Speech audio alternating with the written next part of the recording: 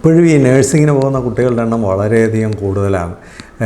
ഏത് പെൺകുട്ടിയോട് ചോദിച്ചാലും അവരുടെ എല്ലാം ഫസ്റ്റ് ഓപ്ഷൻ ഈ നഴ്സിംഗാണ്. മാതാപിതാക്കൾക്കാണെങ്കിൽ ഈ നഴ്സിങ്ങിനപ്പുറത്തേക്ക് ഒന്നും ചിന്തിക്കാൻ പറ്റുന്നില്ല. വളരെ സൂക്ഷിച്ച് വേണം ഇനി നഴ്സിങ്ങിന് പോകാൻ. കാരണം എന്താണെന്ന് വെച്ചാൽ ഒന്നാമത് ഇതിൻ്റെ പ്രൊഡക്ഷൻ ഒത്തിരി കൂടുതലാണ്.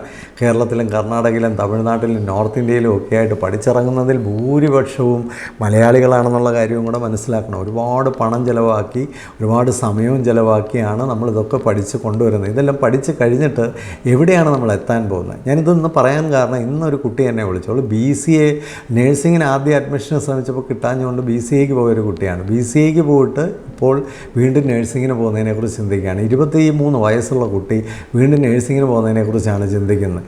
അപ്പോൾ സത്യം പറഞ്ഞാൽ ആ കുട്ടിയൊക്കെ ഒരു ആകാൻ പോയാൽ യാതൊരു ഗുണവും അതുകൊണ്ട് ഉണ്ടാകാൻ പോകുന്നില്ല. വിദേശ രാജ്യങ്ങളിലൊക്കെ ഇപ്പോൾ നഴ്സസ് ഒത്തിരി കൂടുതലാണ്, സർപ്ലസാണ്.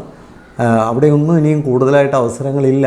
ഇനി വിദേശത്തൊക്കെ നല്ല ജോലി കിട്ടണമെങ്കിൽ ഹൈലി കോമ്പീറ്റൻ്റ് ആയിട്ടുള്ള വളരെ മിടുക്കരായിട്ടുള്ള ആൾക്കാർ നഴ്സിങ്ങിന് പോകണം. ഒരു വളരെ ഉന്നതയായ ഒരു നേഴ്സ് എന്നോട് പറഞ്ഞത്, സാറേ ഒരു മെഡിസിന് പഠിക്കാൻ കഴിവുള്ള കുട്ടികൾ നഴ്സിങ്ങിന് പോയാൽ വലിയ കുഴപ്പമില്ല, അല്ലാത്ത കുട്ടികളൊക്കെ ഇനിയും പോയാൽ അവരൊക്കെ തൊഴിലില്ലാതെ ഒരവസ്ഥയിലേക്ക് മാറും. ഇനിയും ഒരു തൊഴിൽ കിട്ടിയില്ലേ വേറൊരു തൊഴിലിലേക്ക് മാറാനും വേറെ എന്തെങ്കിലുമൊക്കെ ചെയ്ത് ജീവിക്കാനും ഒക്കെ കഴിയണേ തന്നെ അതുപോലെ കഴിവുള്ളവരായിരിക്കണം.